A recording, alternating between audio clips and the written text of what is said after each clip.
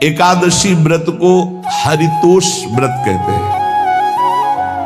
प्रतिदिन जो तुलसी जी की भक्ति करता है, तुलसी का पौधा रोप करके तुलसी जी का सिंचन करना, तुलसी जी को तिलक लगाना, तुलसी जी को माला पहनाना, तुलसी जी की परिक्रमा करना, तुलसी जी को प्रणाम करना, वो कोटि सहस्त्र युगों तक ऐसा महान सुकृत होता है कि भगवान श्री कृष्ण के नित्य समीप रहता है जो तुलसी जी की सेवा करता है।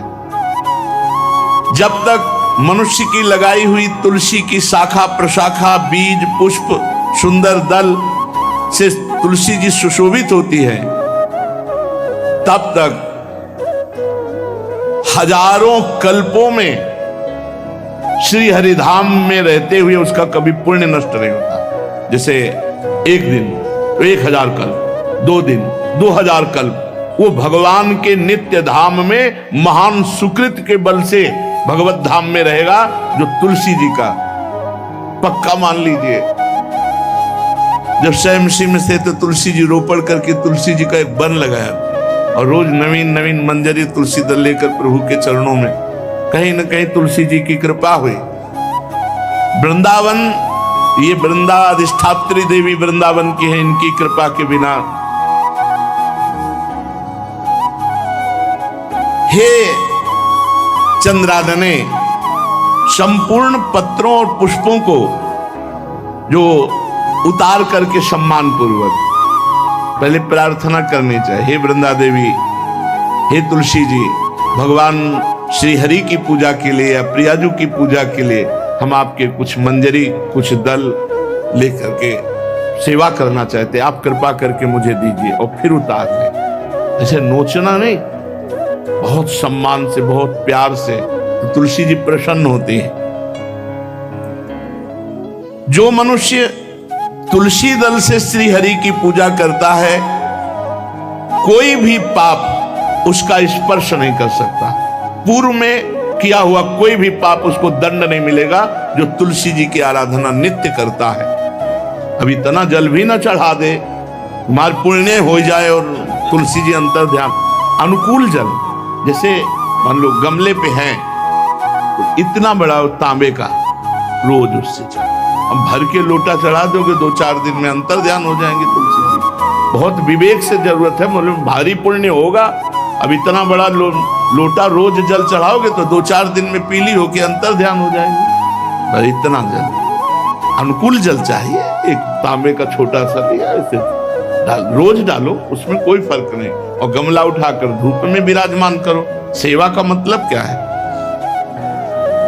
जो तुलसी जी को जल अर्पित करके तुलसी जी की सेवा करता है, हरि चिंतन करता, कभी कोई पाप उसका स्पर्श नहीं कर सकता।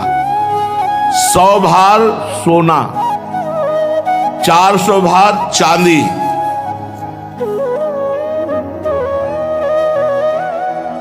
का जो दान करने का फल होता है, वो एक तुलसी दल उतार, जो अपने द्वारा लगाई हुई तुलसी दल, वो हरि के चरणों में अर्पित करो। ये 100 भार सोना और चांदी बराबरी नहीं हो सकती। कितना महत्व है। जो रोज तुलसी दल चयन कर, द्वादशी को न चयन करे, द्वादशी को मतलब बहुत बड़ा अपराध लगता है तुलसी दल का, इस मतलब तुलसी के वृक्ष का भी स्पर्श न करे। प्रणाम नमस्कार दूर से, एक भी दल नहीं टूटना चाहिए। द्वादशी को ऐसा हमने महापुरुषों से सुना है कि मंजरी और पत्र उतारना ये ठीक नहीं, बिल्कुल नहीं ठीक है। ब्रह्म हत्या का फल लगता है, अगर जो पाप लगता है अगर कोई द्वादशी को तुलसी चयन, बहुत सावधानी से। जिसके घर में तुलसी का बगीचा होता है, कई पौधे होते हैं, उसको कहीं तीर्थ जाने की जरूरत नहीं, उसका घर तीर्थ है जिसके घर में तुलसी के पौधे हैं। और यमराज कभी उस घर में किसी भी मरने वाले को लेने नहीं आएंगे। जिसके घर में तुलसी, लगा लो भैया तुलसी लगा लो घर में, काहे को यमराज को आने दोगे?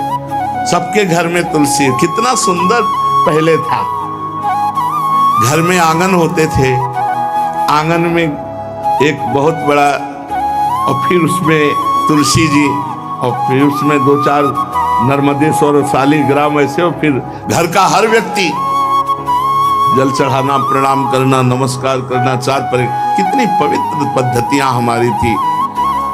जब रसोई बने पहली गाय के लिए, फिर कुछ पक्षियों के लिए, फिर कोई संत महात्मा, कोई भिक्षु, ऐसा कितना पवित्र व्यवहार। अभी यहाँ जैसे हमने देखा है, ये रसोई बन रही ना, धुआं नहीं खत्म होने पाता, वो ही सब अपवित्र किए हुए हैं, राक्षसी बुद्धि आती चली जा रही। तुलसी जी, ये भागवती को वस्तु है। हमें लगता है बालकनी तो होती ही, बढ़िया बालकनी में कैसा उठाने धरने वाला स्टैंड लोहे का रखो कि तुलसी जी को विराजमान कर दो। जिसके घर में तुलसी जी विराजमान होती, उसके घर में यमराज कभी नहीं जाते। जो तुलसी जी का सेवन करता है, उसकी सारी कामनाएं तुलसी जी पूर्ण कर देती है। तुलसी जी को लगाना, तुलसी जी का पालन करना, तुलसी जी को सिंचन करना, तुलसी जी का दर्शन करना, तुलसी जी का स्पर्श करना, मनुष्य के द्वारा जो मन, वाणी और शरीर से पाप हो गए, सबको तुलसी महारानी क्षमा कर देती है, दग्ध कर देती है। पुष्कर आदि तीर्थ, गंगा आदि परम पावन नदियां, ये सब जो स्नान आदि, अवगाहन आदि करने का फल देते हैं, वो केवल तुलसी जी घर में विराजमान है, उसको फल मिल जाएगा। कितने बढ़िया। जो तुलसी जी की नवीन मंजरी प्रभु के चरणों में अर्पित करके प्रणाम करता है, वो चाहे कितना भी अपराध किए हो, वो कभी यमपुरी को नहीं देखेगा, कभी यमराज के पास नहीं जाएगा। जो मनुष्य तुलसी काष्ठ का घिसा हुआ चंदन लगाता है, उसके सारे संचित भस्म हो जाते हैं, और क्रियमाण जो वर्तमान, वो कभी उसको बांध नहीं सकते। तुलसी जी का काष्ठ का घिसा हुआ चंदन। जिसके घर में तुलसी की छाया होती है, वहां पितरों को अपने आप कल्याण प्राप्त हो जाता है। जो श्राद्ध करने से लाभ मिलता है पितरों को, घर में तुलसी लगा के, जो तुलसी की छाया, बड़ा वृक्ष, पितरों को तृप्ति मिलती है।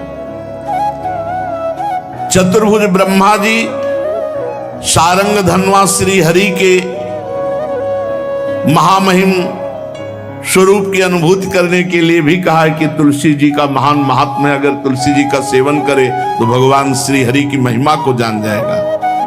स्त्री हो या पुरुष, पुरुष नपुंसक नारीवा जीव चराचर कोय, सर्व भाव भज कपट तज मोहि परम प्रिय सोय। शरीर वर्दी है, हमारी पोशाक है, हम सब एक हैं, आत्मस्वरूप हैं, कुछ अलग नहीं है। शरीर केवल पांच भौतिक है तो सबका पांच भौतिक है, उसमें चिन्ह है स्त्री पुरुष के, बस। इसके लिए भगवान की आराधना निषेध थोड़ी है। जो स्त्री या पुरुष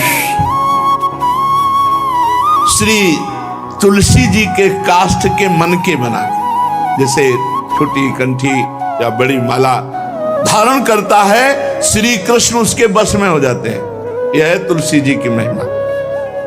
परम सुहाग श्री कृष्ण मिल जाते हैं, और कौन सी भी हमें उपलब्धि चाहिए। हे गोप नंदिनी, तुलसी जी का सेवन करने से श्री कृष्ण वश में हो जाते हैं।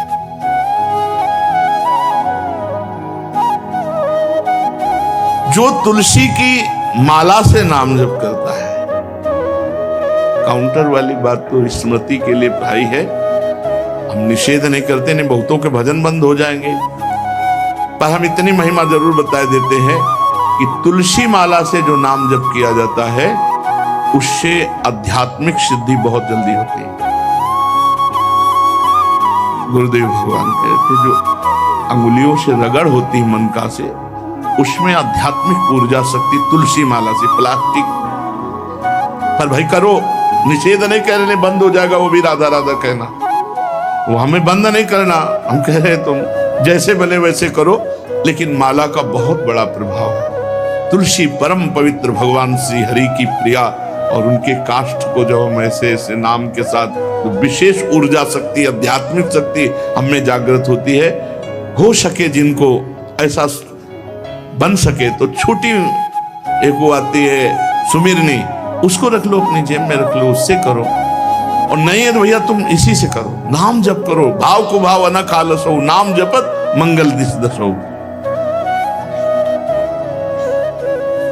सुंदर सुंदर तुलसी जी के वृक्षों के समीप बैठ करके जो अनुष्ठान किया जाए वो बहुत लाभदायक। श्रीमद् भागवत का, गोपाल सहस्त्र नाम का कोई भी पाठ तुलसी जी के समीप विराजमान करके किया जाए,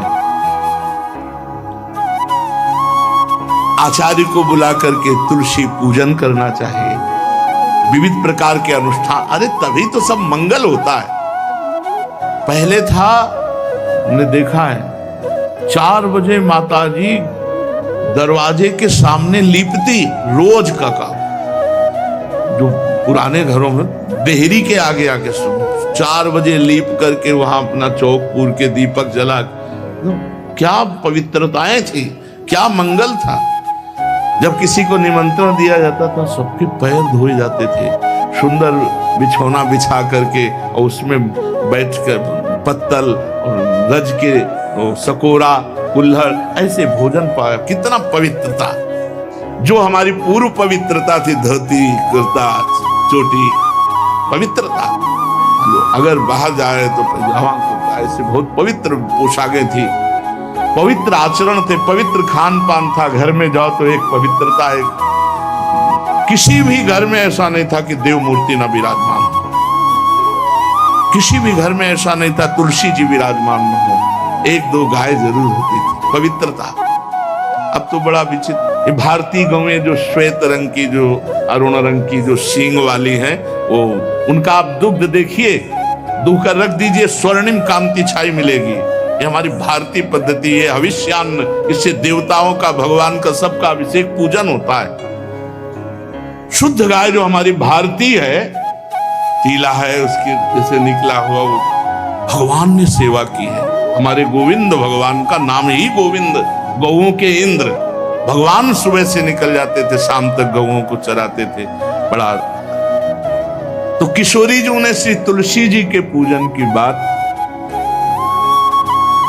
भगवान गोपियों से वादा किए थे कि अब तुम्हें अगली पूर्णिमा को रास, अब रास बिना रासेश्वरी के नहीं हो सकता। लिखा हो चाहे ना लिखा हो, कोई भी विद्वान, कोई भी प्रवक्ता इस बात को बतावे, कहते हैं भागवत में राधा नाम नहीं लिखा है, भागवत राधामय ही है। सांद्रानंद घन प्रेम मूर्ति किशोरी, बिना लाडली जू के कोई रास बता दे कहीं भी, कभी भी, कैसा भी। महारानी जू के बिना रासेश्वरी के रास हो ही नहीं सकता, लिखा हो चाहे ना लिखा हो। क्यों नहीं लिखा? जहां बोले राधा तो समाधि लग जाती हो, यहां 7 दिन में तक्षक काटना है। श्री सुखदेव जी ने महारानी जी का नाम, हरिराम व्यास जी कह रहे। वैसे तो रोज संकेत वन में, पीछे हमने चर्चा की थी, प्रेम सरोवर में प्रियालाल मिलते थे, नंदगांव वर्षा। आज लालू ने एक नई लीला रची, गोप देवी लीला है। श्री लालजू महाराज प्रियाजू को रास के लिए उन्होंने सोचा एक बार छलिया रूप रख करके महल में प्रवेश करते हैं, देखते हैं लाडली जू पहचानती है कि नहीं, और कितना प्यार लाडली जू करती है। महाराज तो जो रूप धारण करे तो सभी सुंदर हैं, तो सुंदरता के समुद्र हैं। जब नकबेसर धारण करते ना, अंजन और घूंघट नीलांबर का, महाराज हृदय चूर चूर हो जाए, ऐसे सुंदर है। गोरी किशोरी भी चकोरी है जिनकी, नीलांबर धारण करके, और जिस समय लाली लगा के महाराज अपने राधा पी जी को कभी कभी जब आते हैं तो देखो ऐसा लगता है यार बलिहार है महाराज, जो रूप धारण करते सीधे हृदय पर प्रहार करते हैं। जिनसे घृणा करवानी, उन पदार्थों से, उन क्रियाओं से, उन वस्तुओं से घृणा करा के उसे महान बनाने का रास्ता देना। भक्त कभी किसी से घृणा नहीं करता, वो उन कारणों को छुटवाता है जिससे वो घृणा का पात्र बन रहा है। तो वो तभी छूटेगा जब हमारी प्रियता होगी उस पे। सब जीवन शोक प्रीति। तीसरा है कुल। कुल का अहंकार नहीं होना चाहिए, इससे कुछ नहीं होता। जो कुलाभिमानी है, जाति अभिमानी है, इससे कुछ नहीं होने वाला। ये संस्कृति आवागमन का हेतु ही है, जाति अभिमान है, कुल अभिमान है। अपने धर्म का पालन करो, अभिमान मत करो। सबके समान पांच भौतिक शरीर हैं, सब में समान भगवान का अंश विराजमान है, अलग अलग सेवाएं, अलग अलग व्यवहार है, लेकिन आप घृणा मत करो, आप अभिमान मत करो अपने ऊपर। जाति पाति कुल कलम धर्म व्रत संस्कृति हेतु अविद्यानाशी। सेवक जी महाराज कह रहे सेवकवाणी में, ये अज्ञान है, ये अविद्या है। यदि जाति पाति कुल आदि का अभिमान करे तो ये अविद्या है, आवागमन में फंसा देगी। उसके हृदय में मान की लालसा खत्म हो जाती है। जो निरंतर भगवत भजन करता है वो सबही मान प्रद आप अमानी। कोई उसको प्रणाम करे तो अच्छा नहीं लगता, लेकिन वो दूसरों को प्रणाम करने में बहुत सुख का अनुभव करता है। दूसरे को सम्मान देना, दूसरे को प्रणाम करना, सबसे छोटा अपने को मानना, ये भजन करने वाले का लक्षण होता है। और देह भाव, ज्यादा देह प्रियता नहीं होनी चाहिए। देह भगवत सेवा का पात्र, इसलिए इसे संभाल के तो रखना है, क्योंकि अपने लोग वैष्णव हैं। भगवत सेवा इसी शरीर से होती, भजन इसी शरीर से होता है, हम कीर्तन इसी शरीर से करते हैं, संत सेवा गुरु सेवा इसी शरीर से होती, इसलिए इस शरीर को हम प्यार करते हैं। लेकिन हमारा प्यार मैं शरीर हूं इस भाव से नहीं, ये शरीर प्रियालाल की सेवा का पात्र है, इसलिए शरीर से ज्यादा प्रियता रखना ये दोषों को जन्म देने वाला है। जहां हम इस पर अभिमान करते हैं मैं पुरुष तो स्त्री आकर्षण, जहां हम अभिमान करते हैं मैं सुंदर तो नाना प्रकार के दोष। देहाभिमान ही संस्कृति का मूल चक्र है। देह को प्यार करना है, लेकिन ये भगवत सेवा पात्र है ये मानकर, ना कि मैं मानकर प्यार करना है। गेह घर, जैसे हम मंदिर में रहते हैं ऐसे हम घर में रहते हैं। घर श्री ठाकुर जी का है, हम सेवा भाव से वहां विराजमान। मेरा घर नहीं, इसलिए भक्तजन अपने घरों का नाम रखवा देते हैं। प्रिया कुंज, राधा केली कुंज, गोपाल भवन, कृष्ण सदन, ऐसे नाम रखवाते। ये प्रभु का मकान। किसका मकान? बोले प्रिया कुंज है, ये प्रिया जू की कुंज है। आप कौन है? प्रिया कुंज के सेवक हैं। नाथ सकल संपदा तुम्हारी, मैं सेवक समेत सुतनारी। और भोग, जितनी भोग सामग्री सब प्रभु के भोग के लिए, हम तो प्रसाद पाने वाले हैं। और ऐसा भक्त मोक्ष की भी अभिलाषा नहीं रहता। अपने प्रियतम के प्रति पूर्ण सब कुछ न्यौछावर करके उसको दिव्य भाव की प्राप्ति होती है। सब कुछ प्रभु को समर्पित कर दिया तो क्या मिला? दिव्य भाव। भाव में डूबा हुआ, भावोत्सवेन भजताम रस काम धेनुम, भाव में डूबा हुआ है, दिव्य दिव्य भावनाएं कर रहा है। प्रियाजू को कभी भोग लगा रहा है, कभी झूला झुला रहा है, कभी प्रियाजू को स्नान करा रहा है, कभी श्रृंगार करा रहा है। बड़ी भावनाओं में सुख वृत्ति, ये फल मिलता है सर्वस्व समर्पण से। भक्त के काम क्रोध और अभिमान ये सब दिव्य हो जाते हैं। बड़े बड़े जीवन मुक्त मुनियों के लिए भी जो दुर्लभ है, वे रंग रंगीले छैल छबीले प्रभु के प्रेमियों के अलग ही रास्ते हो जाते हैं। इनको क्रोध भी आता है प्रभु पे, ये गुस्सा भी करते हैं, क्योंकि इनके प्रभु है ना। जैसे ग्वारिया बाबा सखा भाव से, जा अगर मेरे बिना तेरा काम चल जाता है तो तेरे बिना मेरा भी काम चल जाएगा। जा, आज से न तेरा भजन करेंगे न तेरी बात करेंगे। ये अंदर की बात। कोई संत भजन करते रोक देते, अरे काहे को भजन करते हो, बड़ा निष्ठुर है, 20 वर्ष हो गए भजन करते हुए, आज सामने नहीं आया।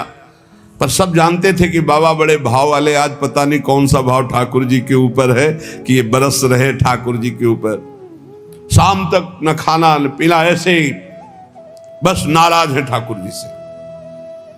तो ऐसे सिद्ध पुरुष का कैसे चिंतन चल? वो कह रहे हैं भजन नहीं करेंगे, एक क्षण भी भजन का ताता नहीं टूट रहा है। आएगा ना तो बात नहीं, पक्का आएगा, वो हमारे बिना रह नहीं सकता। और आएगा तो बात नहीं करेंगे, बोलेंगे नहीं, छुएंगे भी नहीं, देखेंगे भी नहीं, तेरे बिना चल जाता है ना, मैं नहीं बोलूंगा। सामने ठाकुर जी भाव में उनके, एक क्षण भी ठाकुर जी से बिलग ले और कह रहे थे कि मैं भजन नहीं करूंगा तुम्हारा। शाम के ठाकुर जी पीछे से आवाज, ए सारे ग्वारिया। बाबा 60-70 वर्ष के थे। ऐसी मेघ गंभीर वाणी, ये तो मेरे यार की वाणी।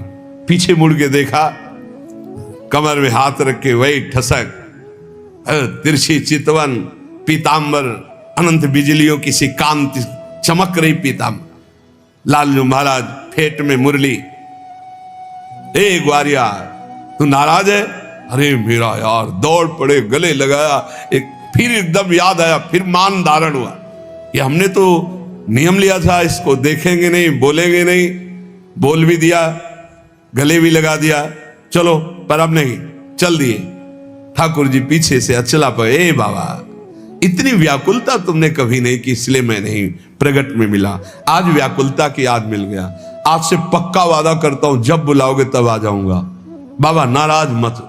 ऐसे भक्तों के पीछे, भक्तों का क्रोध भी अपने ही आराध्य देव के प्रति होता है, काम भी अपने आराध्य देव के प्रति होता है, लोभ भी आराध्य देव से। सब विकार भगवत स्वरूप हो जाते, दिव्य हो जाते हैं। एकमात्र भगवान से जिनका चित्त जुड़ गया है, उनके अंदर कामना जागृत होती। काम का तात्पर्य होता है कामना जागृत होती, एक बार हृदय से लगने की, एक बार मिलने की, एक बार देखने की। वो काम से पीड़ित होकर, अर्थात काम माने कामना, इस चाह से, इस कामना से पीड़ित होकर रोकर पुकारते हैं, हे देव, हे प्रीतम।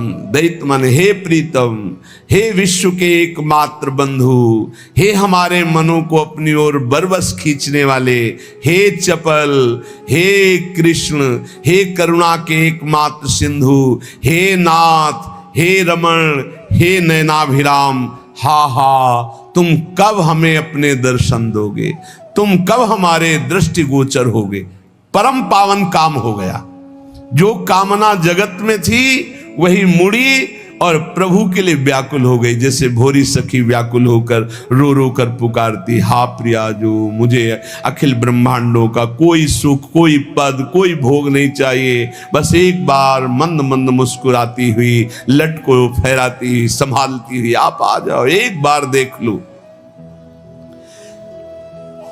जब उपासक के हृदय में भगवत मिलन की कामना जागृत होती है तो सब काम भस्म हो जाता है। पर यह जागृत होती है जब बहुत नाम जप हो, खूब भगवत चर्चा, सब दोषों का त्याग हो जाए, तब हृदय में विमल कामना, निर्मल कामना जागृत होती है। पर होती है भगवत नाम जप, भगवत चर्चा सुनने से। जितनी भगवत कथा सुनी जाएगी, जितनी भगवत चर्चा की जाएगी, जितना नाम जप किया जाएगा, फिर व्याकुलता होने लगती है। ऐसे प्रभु मुझे कब मिले? जैसे श्री रुक्मिणी जी कहती हैं, हे अच्युत, हे त्रिभुवन सुंदर, आपकी चर्चा सुनी, आप चर्चा के द्वारा कानों से हमारे हृदय में प्रवेश कर गए और अब हमारे हृदय में विरहाग्नि जल पड़ी।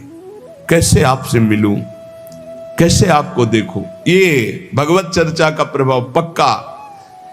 ये शरणागति पुष्ट यहीं से होती। श्रवण सुजस सुनी आयऊं, प्रभु भंजन भवभीर। जितनी चर्चा सुनोगे उतने ही हृदय निर्मल होकर भगवत शरणागति को प्राप्त होगा। जितनी चर्चा सुनो, श्री रुक्मिणी जी कह रहे, श्रुत्वा गुणान भुवन सुंदर श्रवणताम ते निर्विश्य कर्ण विवरैर हरतोंग तापम। आपकी परम पावन चर्चा जब सुनी है त्रिभुवन सुंदर, तो कानों के द्वारा हृदय में प्रवेश करके आप अंग ताप का हरण करने वाले हैं। दैहिक दैविक भौतिक समस्त तापों को तो हरण ही कर लेते हैं और विरहाग्नि का भी शमन होता है भगवत चर्चा सुनने से। आपके दिव्य गुण और आपका रूप, ये नेत्रधारियों की दृष्टि का सबसे परम लाभ है। आपका दिव्य रूप जैसे जैसे हमने सुना हमारा चित्त सारी लोक लज्जा को छोड़कर अब आप पर अत्यंत आसक्त हो गया। हे कृष्ण, हे मुकुंद, कुल, शील, रूप, विद्या, वय, द्रव्य, प्रभाव, कौन है आपके समान? कोई नहीं है आपके समान। आप ही हो, आपके समान आप ही हो। हे पुरुषोत्तम, आप सबके मन को मोहने वाले मोहन हो। हे पुरुष सिंह, आपसे मिलने का अवसर उपस्थित होने पर कौन ऐसा प्रेमी है, कौन ऐसी कुलवती है, गुणवती है, जो आपका वर्ण ना करके किसी और का वर्ण करे?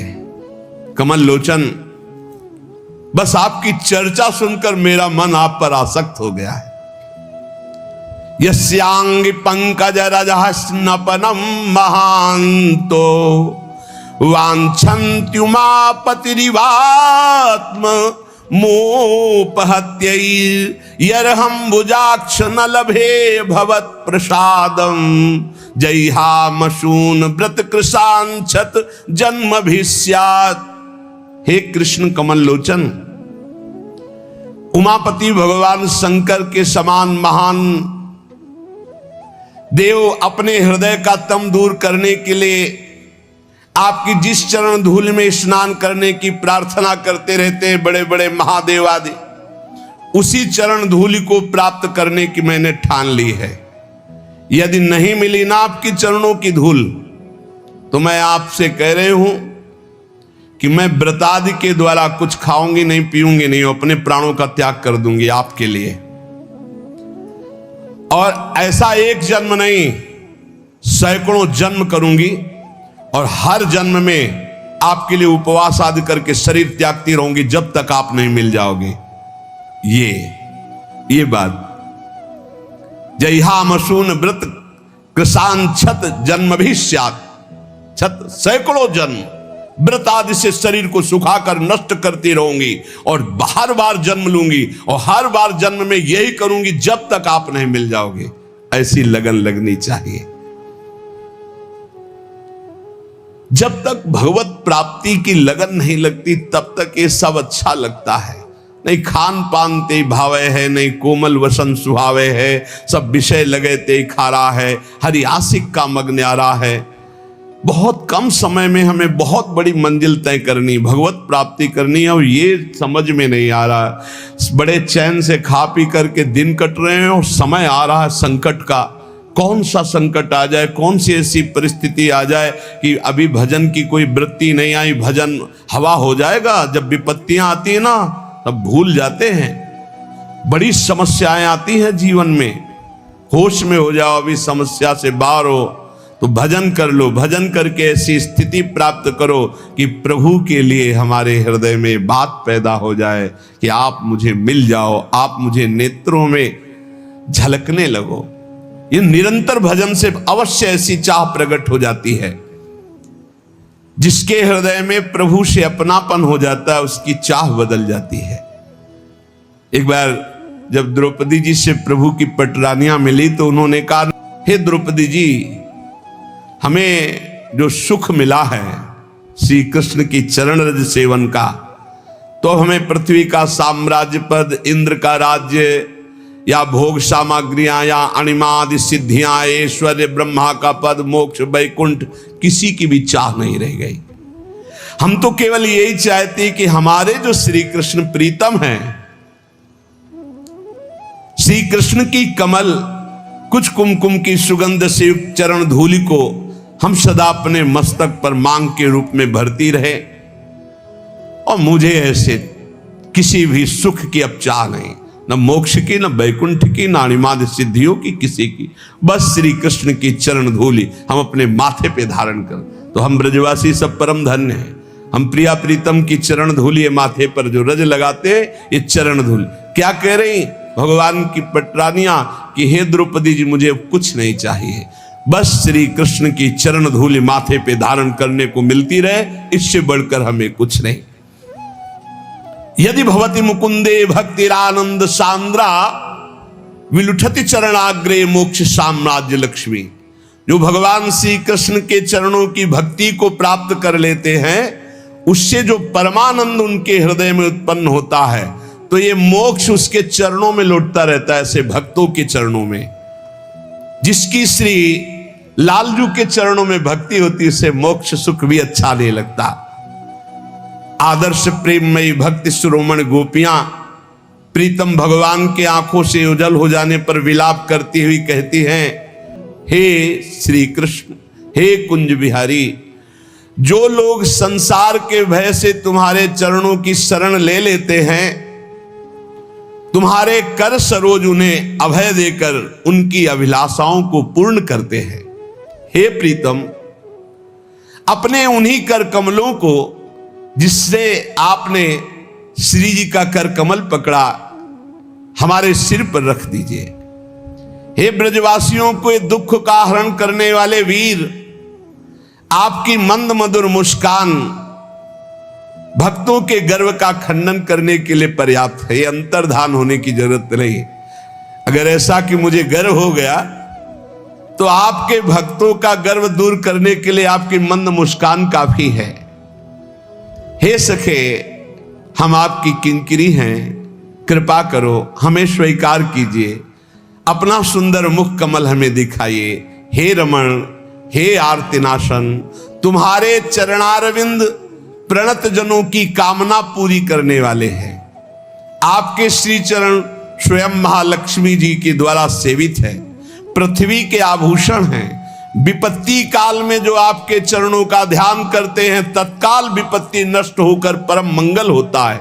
हे प्रीतम, उन परम कल्याण में सुशीतल चरणों को हमारे तप्त हृदय पर विराजमान कीजिए। 3 उदाहरण दिए गए।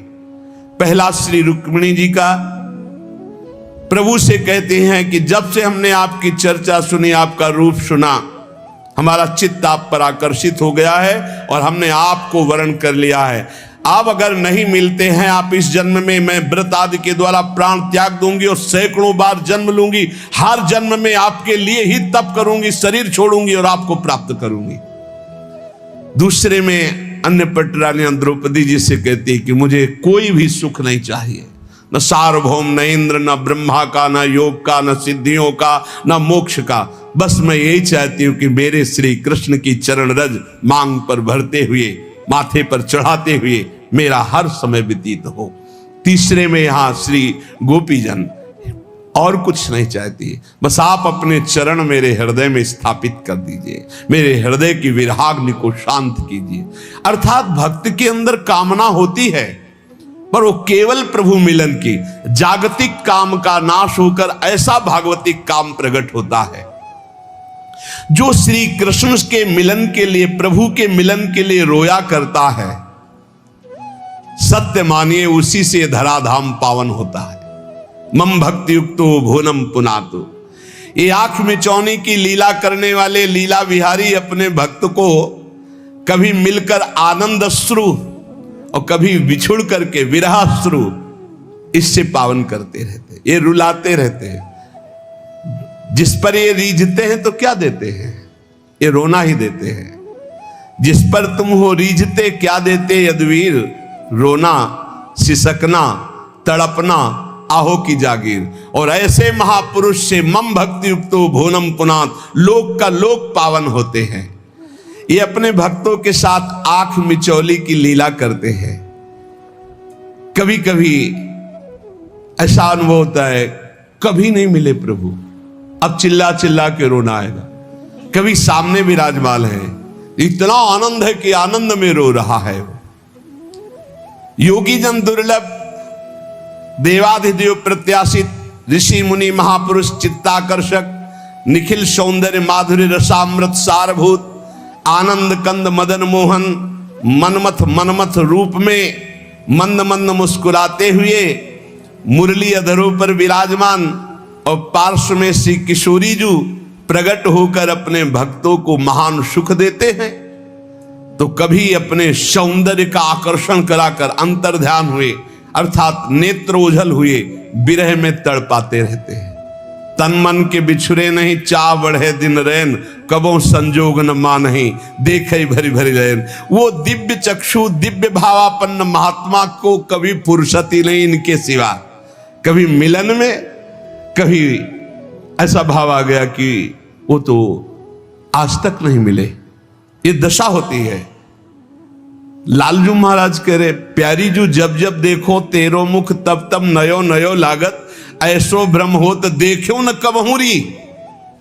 लालजू कह रहे, मुझे कभी कभी ऐसा लगता मैंने अपनी प्रियाजू को कभी नहीं देखा, ऐसो भ्रम हो तो देखो न कभी। और इसी का भाव और खुल करके श्री ध्रुवदास जी करे, दो आदिनांत विहार करे तो लाल प्रिया में भई न चिन्हारी। अनादिकाल से एक ही शैया पर विराजमान कर नवीन नवीन केली कर रहे, पर आज तक पहचान नहीं हुई प्रिया प्रीतम में। कोई कैसे जान सकता है? इनकी आसक्ति बढ़ रही, उनका रूप नवम।